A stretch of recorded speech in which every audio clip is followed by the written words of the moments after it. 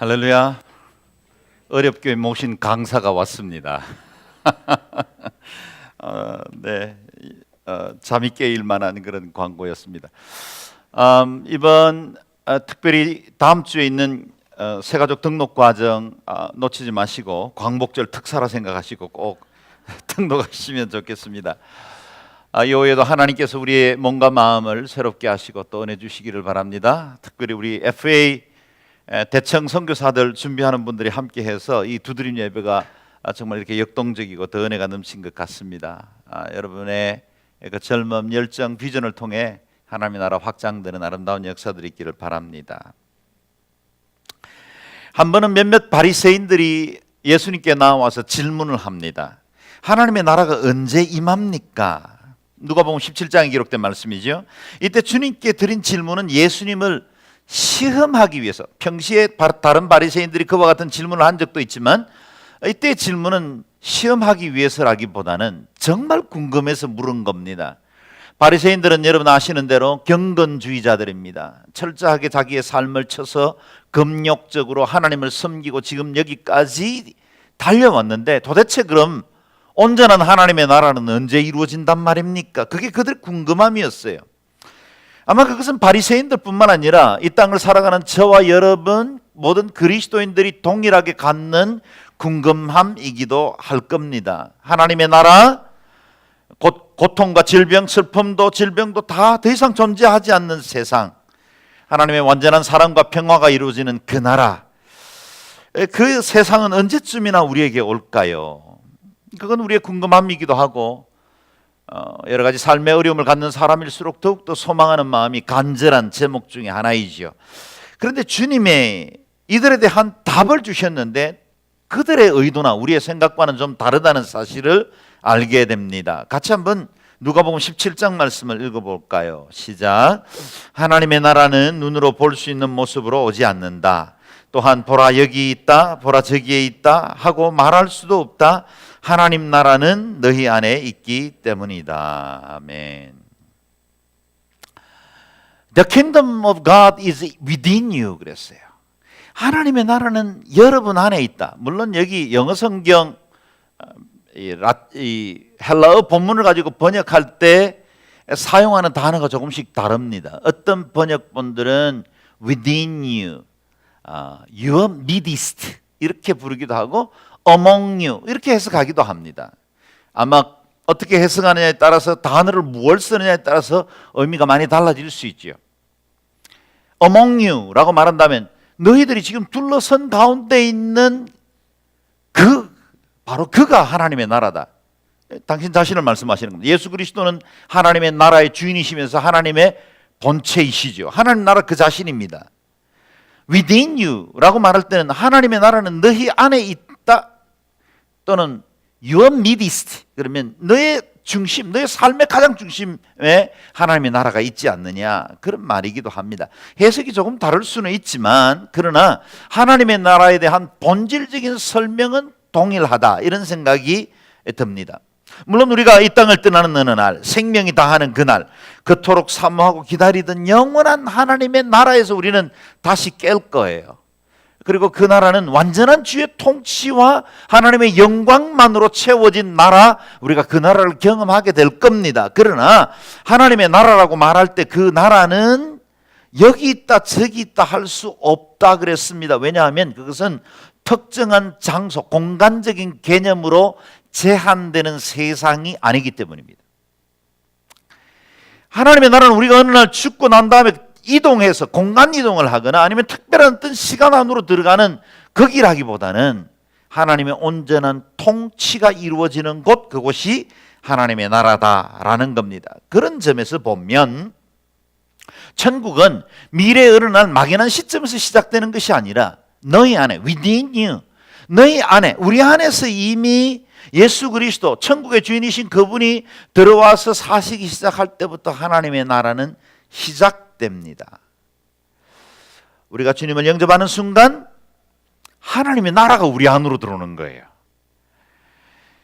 우리가 어느 날 죽어서 하나님의 나라에 들어가는 것도 사실이지만 우리가 예수 그리스도를 영접하는 순간 하나님의 나라, 그 본체이신 예수님이 우리 속에 들어오심으로 우리 안에 이미 하나님의 나라가 들어온 것입니다. 그리고 우리는 하나님의 백성이다, 그렇게 부르는 겁니다.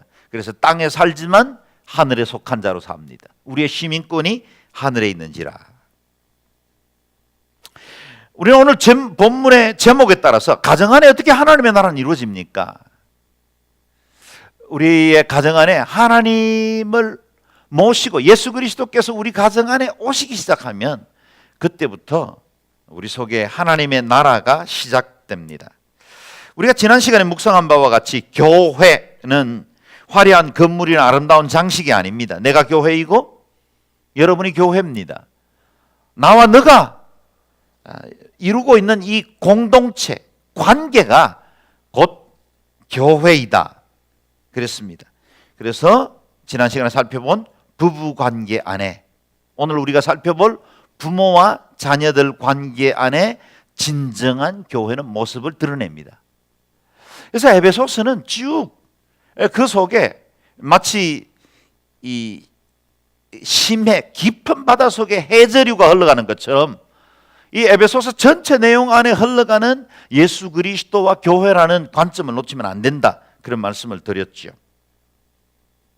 남편들은 아내를 자신의 몸과 같이 귀히 여기고 생명까지 나누어 줌으로 우리 가정의 교회를 이룰 수 있습니다.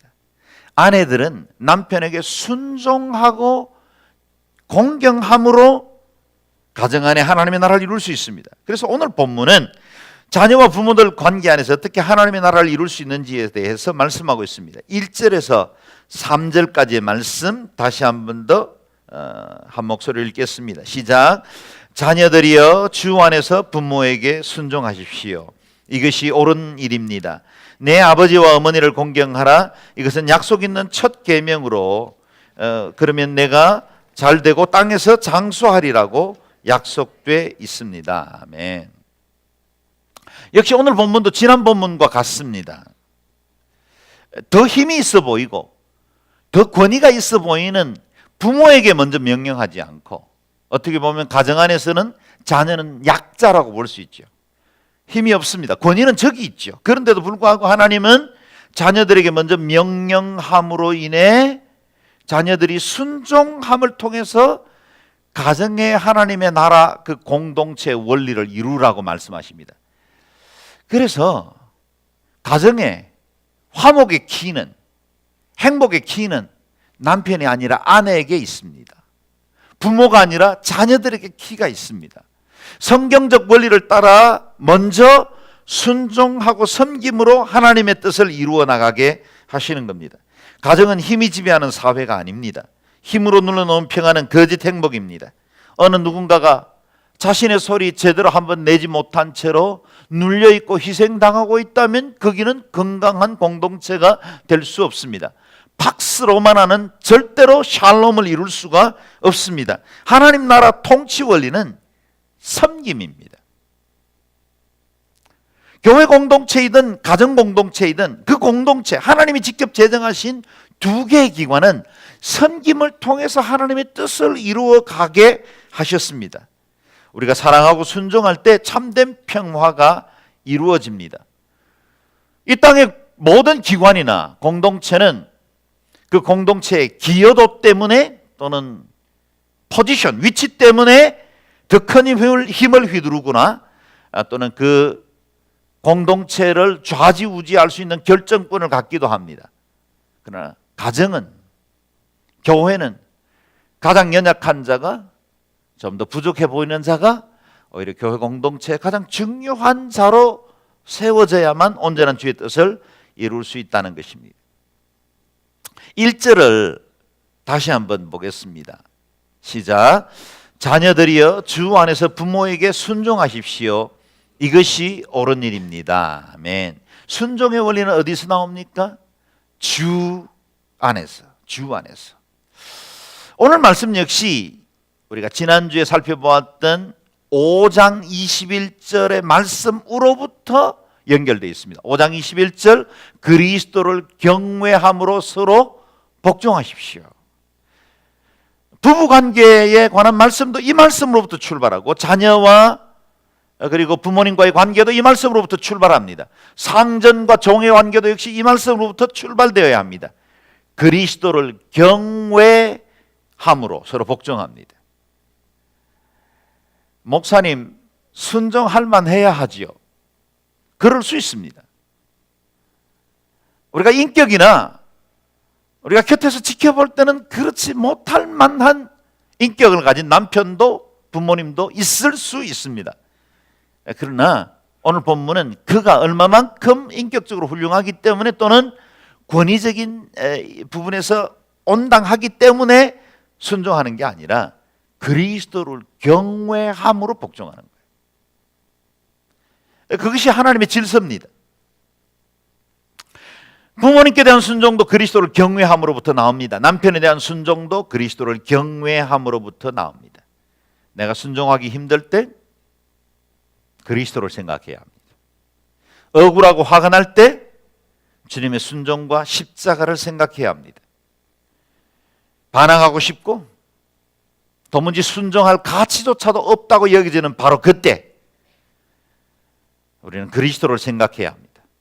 그리고 오늘 본문 말씀이 한 번 더 쐐기를 받기를 이것이 옳은 일입니다. 무엇이 옳은 일입니까? 내 판단이나 그가 준비되었기 때문이 아니라 순종하는 것이 옳은 일이기 때문에 성경적이기 때문에 우리는 그와 같은 삶을 살아야 한다는 겁니다. 그래서 순종하기로 결정해야 합니다. 순종하기로 결정하고 그 다음 판단이나 생각들, 행동들을 해나가야 합니다. 내가 만약에 순종할 만하면 하고 또 그것이 적합하면 내가 그렇게 하리라 그러면 순종은 이루어지지 않습니다. 왜냐하면 차원 높은 윤리이기 때문에. 인간관계 안에서 흔히 이루어지는 도덕성 가지고는 이룰 수 없는 게 순종입니다. 그래서 주님의 윤리는 먼저 결정을 하는 것입니다. 그리고 그것이 주 안에서 옳은 일이기 때문에 더 위의 권세이신 그리스도를 경외함으로 하나님이 만들어주신 질서를 따르기로 결정하는 거예요. 1절에서는 순종하라고 했고 2절에서는 공경하라고 명령하십니다. 순종이 의무라면 공경은 순종을 가능케 하는 태도를 의미하죠. 공경이란 존경하고 귀히 여긴다는 뜻입니다. 부모님의 권위를 인정하는 것입니다. 오늘날 우리 시대는 권위의 상실로 인하여서 몸살을 앓고 있습니다. 권위와 권위주의는 분명히 엄청난 차이가 있죠. 본디 권위, authority는 한 분 하나님께만 적절한 단어입니다. 하나님께만 사실은 권위가 있어요. 그런데 하나님께서 지으신 세상의 인간관계에 적절한 질서를 부여하기 위해서 사람들에게 권위를 양도한 겁니다. 부모님의 권위도 양도된 것입니다. 상전의 권위도 양도된 것입니다. 남편의 권위도 양도된 것입니다. 빌린 것입니다. 하나님이 원래 가지셔야 하는 권위의 본체이신데 그것을 우리에게 맡겨주신 것입니다. 인간사회의 질서를 유지하기 위해서는 권위의 일부를 인간관계 안에 행사되어야 하는 거죠. 도로 위에는 교통법이라는 권위가 있어야 합니다. 상거래에는 상법의 권위가 있고 국가에는 헌법이라는 권위가 있죠. 가정에도 부모님의 권위로 질서를 가져야 합니다. 그런데 왜 이렇게 우리가 오늘날 권위가 상실되는 위기를 맞이했습니까? 권위자들이 그 권위를 병적으로 사용했기 때문입니다. 이기적으로 오용한 것입니다. 권위는 하늘로부터 비롯되는 것입니다. 그래서 그것은 하늘로부터 임하기 때문에 자연스럽게 세워져야 하는 것인데 슬프게도 많은 권위자들이 그 권위를 얻기 위해서 자신의 필요를 위해 권위를 주장하게 되었습니다. 그것이 바로 권위주의가 된 것입니다. 권위는 내가 다른 사람들에게 요구하는 순간 변질됩니다. 남편이 아내에게, 부모가 자식에게, 직장에서 상사가 아랫사람에게 권위를 요구하면 그 권위는 금세 권위주의로 변질되고 맙니다. 한국 사회는 오랫동안 권위주의로 인해 많은 이들이 아픔을 겪고 역기능적 현상들을 보여주었죠. 그래서 권위주의를 타파하려고 했었습니다. 그런데 권위주의를 타파하려다가 권위까지 다 잃어버린 것입니다. 아기를 목욕시키고 목욕물을 갖다 버려야 되는데 아기까지 같이 갖다 버린 거예요. 과거의 유물처럼 여기게 되었습니다. 흙구덩이에 던져진 아기를 되찾아와야 합니다. 어쩌면 오늘 우리 사회에 인간들이 잘못 세워놓은 질서 때문에 무너져버린 그 권위가 흙구덩이에 던져진 아기처럼 소중한 본질인데 우리가 다시 되찾아와야 되는 건 아닌가 하는 생각을 해봅니다.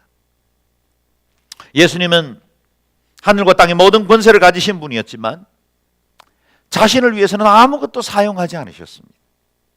예수님이 지금 하늘과 땅의 모든 권세를 가지시고 모든 무릎으로 그 앞에 무릎을 꿇고 모든 입으로 예수 그리스도라 주라 시인할 수 있게 된 이유가 있다면 그분은 그분의 권위를 사용하지 않으셨기 때문입니다.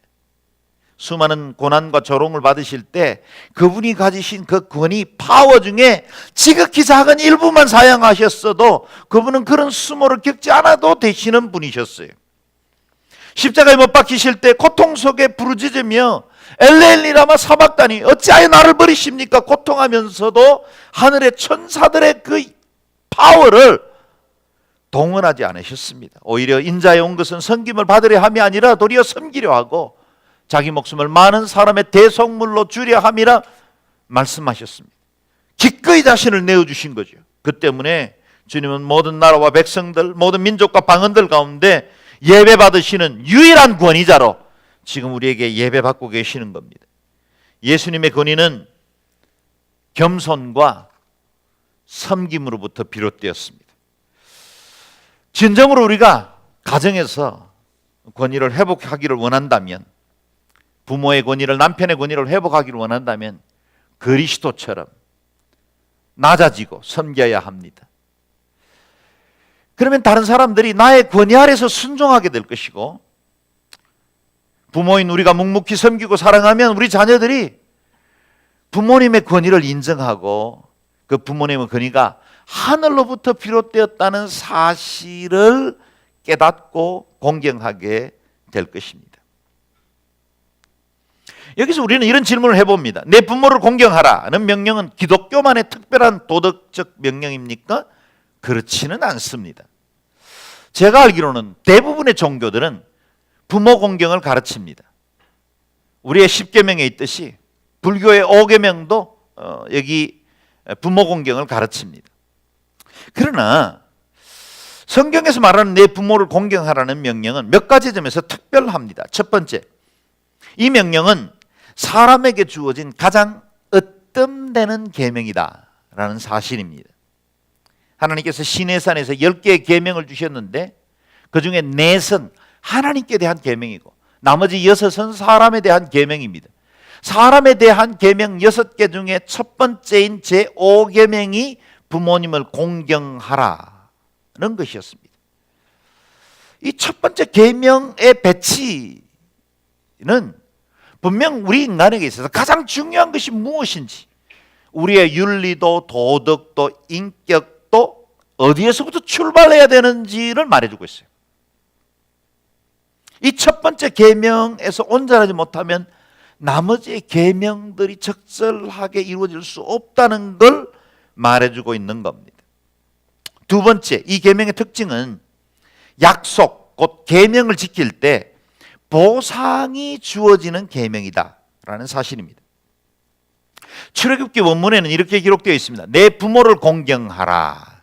그 다음에 이어지는 말씀이 그리하면이라는 접속사가 붙어 있어요. 그리하면 뭔가가 따른다는 뜻이죠.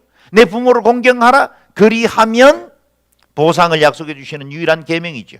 내 하나님 나 여호와가 내게 준 땅에서 내 생명이 길리라. 사실은 약속이 따르는 유일한 계명입니다. 첫 번째 계명이기도 하지만 또 유일한 계명이기도 합니다. 왜 주님께서 우리가 마땅히 인간의 윤리라면 마땅히 부모님에게 순종해야 되는데 왜 하나님이 나서셔서 네가 순종하면, 공경하면 내가 상을 주겠다라고 말씀했을까요? 이유가 있어요. 그것은 그 법은 하늘의 법이란 뜻이에요. 이 땅의 법이 아니라 하늘의 법입니다. 그냥 명령만 하셔도 당연히 실천한 근본 도리인데 보상까지 약속하신 이유가 뭘까요? 그만큼 중요하기 때문 아니겠습니까? 또한 다른 이유가 있다면 그만큼 우리가 제대로 지키지 못하는 계명이기 때문 아닐까요? 너무 당연히 해야 되는데. 그래서 삼강오륜이 아니라 하나님의 법이기 때문에 우리가 마땅히 주님께서 그리하신 것처럼 우리 부모님 공경하는 자들이 되어야 된다는 겁니다. 오늘 본문은 이 약속을 좀 더 구체적으로 설명을 했는데요. 그러면 내가 잘되고 땅에서 장수하리라 그랬습니다. 두 가지 축복이죠. 하나는 형통, 그다음 두 번째는 장수입니다. 뭐 예나 지금이나 우리가 다 원하는 복들이죠.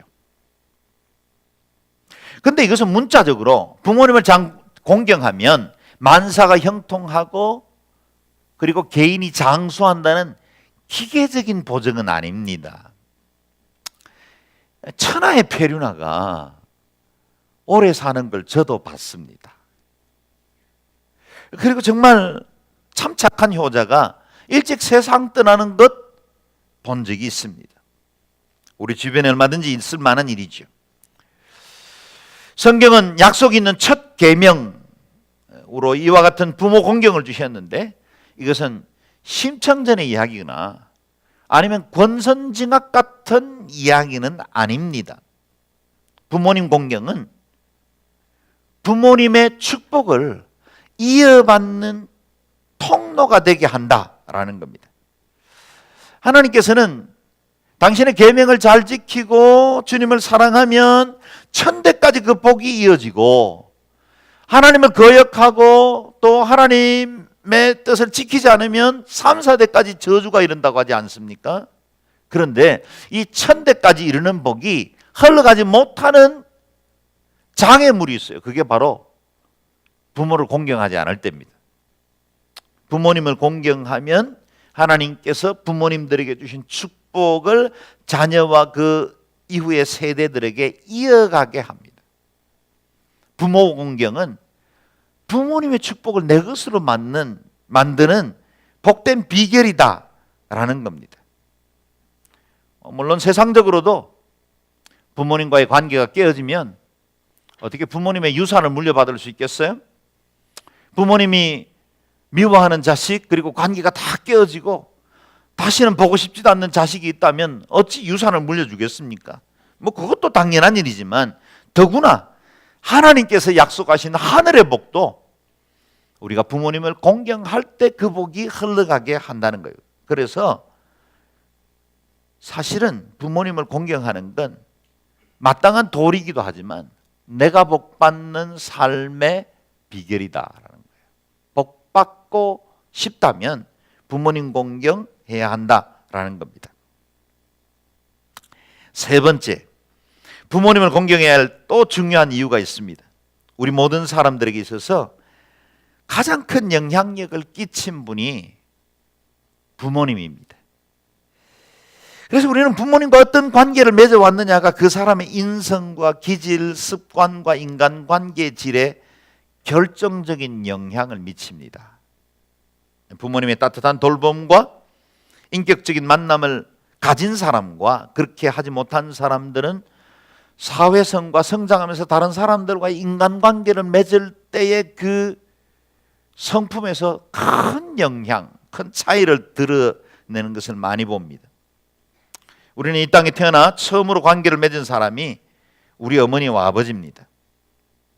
오늘날 사람들이 겪고 있는 마음의 상처, 일그러진 인격, 그리고 사회성의 결여, 우울증이나 정신질환, 여러 가지 관계 어려움을 겪고 있는 사람들의 마음 깊은 데로 들어가 보면 거기 그의 마음의 골방 안에 낡은 초상화 하나가 있음에 틀림이 없습니다. 그 초상화에는 부모님의 얼굴이 그려져 있고 그리고 그 부모님과의 관계가 여전히 성인이 된 이후에도 계속해서 영향을 미치고 있는 것을 보게 됩니다. 나도 이제는 어른이 됐고 우리 아이들 낳아서 엄마 아빠가 되었음에도 불구하고 여전히 내 인생 안에 어린 시절 미처 인정받지 못했고 충분히 사랑받지 못했던 결핍된 자아, 굶주린 마음을 가진 외로운 아이 하나가 거기 덩그러니 남아있는 걸 보게 돼요. 심리학에서는 그것을 성인 아이라 그렇게 부릅니다. 성인이 되었지만 마음 안에는 여전히 충분하게 인격적 특성을 따라서 각 단계별로 성장하지 못한 아이가 여전히 남아있는 거예요. 왜 이렇게 분노 조절 장애로 이 한국 사회가 몸살을 앓고 있을까요? 왜 이렇게 내가 원치 않게도 본 마음은 그게 아닌데 나는 그렇게 살고 싶진 않았는데 우리의 관계 깨트리고 그렇게 서로 사랑하고 귀히 여겨야 할 가장 가까운 사이인 부모와 자식 사이에, 또 남편과 아내 사이에, 가장 가까이에 있어야 할 우리 믿음의 성도들 사이에 관계가 깨어지기도 하고 불편해질까요? 우리는 저마다 또 다른 자아, 성인 아이를 하나씩 마음에 두고 있습니다. 그 아이는 부모님과의 관계에서 자유롭지 못한 의존적인 아이입니다. 그 부모님과의 관계 안에 영향력을 받아서 내가 지금 오늘 세워져 있기 때문에 여전히 우리는 이 부모님과의 관계를 통해서 내 인생의 해답을 찾아낼 수 있다는 겁니다. 부모님을 존경하고 사랑하는 마음은 나 자신을 위해서도 꼭 필요합니다. 내 아버지와 어머니를 공경하라는 명령은 우리 자녀들에게만 주어진 명령이 아닙니다. 여전히 아이로 남아있는 내 마음의 또 다른 자아에게 주시는 말씀이기도 하죠. 설사 우리 부모님이 이미 세상을 떠나셨다 할지라도 내 구석방에 먼지 덮인 부모님의 초상화, 그것을 다시 그려야 하고 다시 우리 부모님과의 관계를 만들어야 한다는 거예요. 부모님에 대한 기억이나 원망, 두려움의 감정 혹은 결핍과 서러움으로 남아있다면 그 그림을 다시 그리스도 안에서 새롭게 해야 합니다. 어쩌면 원망하고 미워하던 우리 부모님을 떠나보내야 하는 때도 있을 거예요.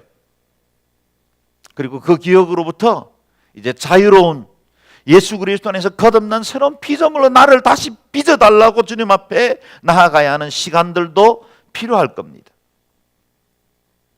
우리가 부모님을 진정으로 사랑하고 공경할 때 우리 부모님도 여전히 내가 그랬던 것처럼 미숙한 부모님들에 의해 아무도 부모가 되기 위해서 훈련받지는 않죠.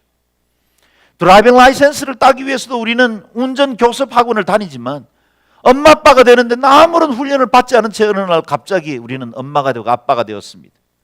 우리가 본 모델이 저기 위인전에 나오는 좋은 엄마 아빠가 아니었죠. 우리 부모님에게부터 받은 유산들을 고스란히 우리 자녀들에게 물려준 거예요. 우리 부모님들도 아팠어요. 우리 부모님들도 그러고 싶진 않았어요. 그렇게 인간관계 맺고 싶지 않았고 그렇게 살고 싶지 않았는데 세상의 환경이 그렇게 남겨두지 않았던 거예요. 그 비련의 인생을 살아가신 우리 부모님을 이해하기 시작할 때 그분들을 떠나보낼 수 있는 거예요. 내게 아픔을 주고 상처를 남길 수밖에 없었던 그분의 또 다른 아픔을 내가 그리스도의 사랑으로 용서하고 그분의 보혈로 덮어가기 시작할 때 그제서야 우리는 옛 성인 아이 그곳으로부터 자유로울 수 있어요. 그 초상화를 이제는 버려야 합니다. 그래야 내 자녀들에게는 아픔을 대물림하지 않을 수 있습니다. 내 부모를 공경하라. 그건 우리 모두가 부모님이 지금 살아계시건 살아계시지 않건 내 마음속에 남아있는 그 부모님과 정리해야 할 관계입니다. 혹 유복자로 태어나서 부모님의 얼굴을 한 번도 보지 못한 채로 성장한 분들도 없지 않을 거예요. 그래서 어느 누구인지 모르지만 나를 이렇게 버렸고 나를 이렇게 힘들게 했던 그분에 대한 용서, 내 마음에 여전히 덩그러니 남아서 내게 영향을 주고 나를 과거로부터 자유롭지 못하게 하는 그분에 대해서 그리스도의 사랑과 주의 보혈의 은혜로 우리가 떠나보내야만 합니다. 그래야 참 자유가 얻을 수 있습니다. 내 아버지와 어머니를 공경하라. 내 아버지와 어머니를 공경하라. 우리가 사랑으로 그분들을 받아야 합니다. 그러면 부모들에게 주신 명령은 뭡니까? 마지막 4절 한 절에 담겨 있죠. 같이 읽어보겠습니다. 시작. 아버지들이여 여러분의 자녀들을 노엽게 하지 말고 주의 교훈과 훈계로 양육하십시오. 아멘. 아버지들이여, 부모된 자들에게 말하고 있습니다. 자녀들을 노엽게 하지 말라 하십니다. 자녀들을 화나게 하지 말라. 앵거, 분노가 쌓이지 말게 하라, 그런 뜻이죠. 이 말은 어떤 경우에도 아이들을 징계하지 말라는 뜻은 아닙니다. 잘못을 가르쳐야죠. 옳고 그름을 가르치는 것이 부모의 마땅한 역할입니다. 그러나 그 자녀들에게 분노가 남게 해서는 안 된다라고 말씀하십니다. 저도 두 딸아이를 키웠습니다. 저는 7살까지만 아이에게 매를 대었습니다. 딸이지만 매를 때렸어요. 그러나 그 이후로는 절대로 손을 대지 않았어요. 어린아이일 때일수록 때려야 된다고 저는 생각을 하고 있습니다. 요즘은 뭐 부모가 때려도 좀 이게 경찰이 달려오는 시대가 됐기 때문에 쉽지 않는 이야기지만, 그리고 자녀들의 인권 문제로 저를 고소할 수도 있는 상황이지만, 그러나 아이들을 때려야 된다고 저는 생각하고 있습니다. 아이들에게 마땅한 징계를 해서 옳고 그름을 정확하게 가르쳐야죠. 어릴 때는 모든 것들을 받아주고 너무 귀하게 여기다가 성장해서 너희가 아니야, 너 저거 잘못됐어, 그러면 아이들이 삐뚤어져 나가게 돼 있죠. 여러분, 구약 성경 보세요. 우리 하나님 굉장히 엄격한 하나님이세요. 엄하게 다루십니다. 호세아서에 말하는 것처럼 이스라엘이 어렸을 때에, 이스라엘이 아직 아기였을 때는 하나님은 엄격하게 다루십니다. 광야에서 특별히 이제 한 민족 공동체로 신앙을 이어가야 할 언약 공동체로 세울 때는 하나님은 굉장히 엄격하게 다루십니다. 그러나 은혜 시대, 예수 그리스도의 시대가 올 때는 모든 것들에 대해서 용납하고 받아주시고 사랑하게 하시죠. 아이들의 성장도 이 순서를 따라야 합니다. 근데 제가 아이들을 징계할 때 저도 제 안에 있는 분노에 대해서 깜짝 놀랐어요. 아이를 때리면요, 이상하게 분노가 더 나요. 때려보면 그 분노가 도리어 더 때리게 만들어요. 내 감정이지 결코 아이들에게 마땅히 가르칠 길을 가르치는 게 아니에요. 제가 굉장히 놀랐어요. 여러분의 목사가 그렇게 고상한 사람이 아니라는 걸 여러분 아셔야 돼요. 내 안에 있는 분노가 오히려 아이들을 때리고 있다는 걸 알게 됐어요. 왜 아이들이 분노합니까? 언제 우리 자녀들이 분노합니까? 몇 가지 이유가 있는데, 첫 번째는 자녀들이 부당한 대우를 당할 때 분노합니다. 자기는 잘못이라고 여기지 않는데 부모가 때리면 아이는 분노합니다. 그래서 벌을 줄 때는 반드시 원리가 있어요. 학습 심리학자인 스키너는 이 징벌에 대한 몇 가지 조건들을 가르쳐요. 저는 성경적이라고 그렇게 생각을 합니다. 반드시 아이가 자신의 잘못한 것에 대해서는 이해를 시켜야 합니다. 이해되지 않은 채로 때리면, 분노부터 내면 아이는 부당한 대우를 받는다고 느낍니다. 그때 분노가 쌓입니다. 썸뿌리가 되죠. 또 다른 경우는 일관성이 없을 때입니다. 어떤 때는 막 장난치고 노니까 애들 막 이렇게 건강하게 뛰어노니까 정말 보기 좋다, 그렇게 막 좋아하다가 어떤 때는 아이들이 좀 떠든다고 분노하고 나가 그러기도 하고, 아이들은 도대체 왜 이러는지 모르는 거예요. 부모가 일관성이 없을 때. 또 다른 경우는 부모가 요구하는 것이 아이들의 이해 폭의 바깥에 있을 때예요. 아이들이 이해하지 못하는 일들을 요구할 때 아이들은 분노합니다. 그 무엇보다 중요한 것은 부모님의 권위에 대해서 아이가 인정하지 않는데 권위가 주장될 때, 그때 징계하면 분노합니다. 부모가 삶의 본이 되지 않으면서 아이들의 행동을 교정하려고 할 때 또 다른 분노가 일어납니다. 뭐 굉장히 많은 조건들이죠. 여러분의 자녀들을 노엽게 하지 말고 그랬어요. 노엽게 하지 말고 마땅히 가르쳐야 합니다. 주의 교훈과 훈계로 양육해야 합니다. 주의 교훈과 훈계입니다. 내가 원하는 것을 요구해서는 안 됩니다. 부모의 욕심을 대리 충족하기 위한 수단으로 자녀들을 양육해서는 안 된다는 뜻이죠. 우리에게는 교육 지침이 분명하지 않습니까? 주의 교훈과 훈계로 양육해야 합니다. 다시 말해 하나님의 말씀으로 양육해야 합니다. 그래서 최고의 교육은 하나님의 사람으로 키워야 합니다. 하나님의 사람을 키워야 합니다. 여기 FA 이렇게 젊은이들 헌신하는 거 얼마나 이쁜지 모르겠어요. 우리 부모님들에게 얼마나 자랑스러운 일일까요? 하나님의 사람으로 키워지는 것이죠. 자신의 야망을 위해 살지 말고 하나님의 비전을 이루도록 살도록 그렇게 안내하는 것이 주의 교훈과 훈계입니다.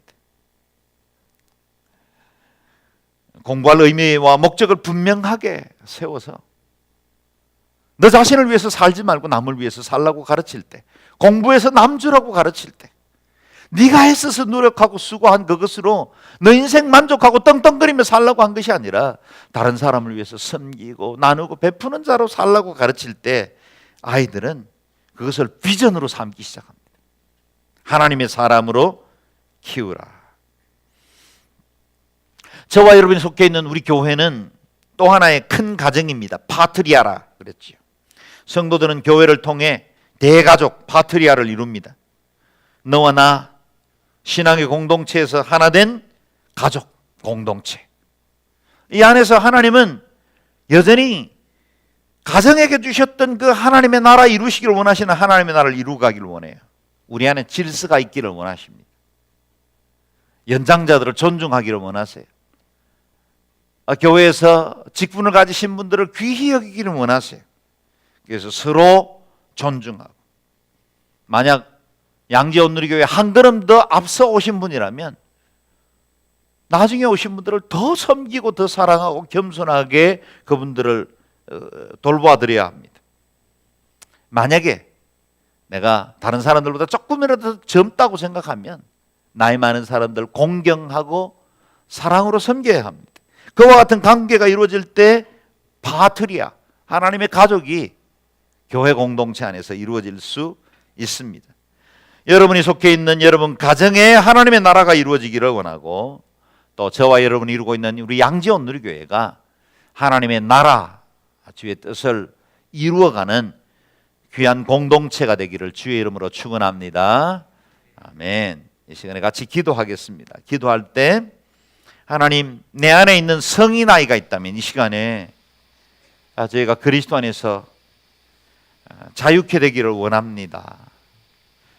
부모님과의 관계 안에 혹 분노나 아픔으로 있다면, 우리 자녀들에게 내가 온전하지 못해서 자녀들에게 주의 교양과 훈계로 잘 양육하지 못했다면 오늘 그와 같은 관계들이 회복되고 하나님의 나라가 이루어지게 해 주옵소서. 이 시간에 같이 우리 가정을 주께 의탁하며 작은 목소리로 함께 기도하겠습니다.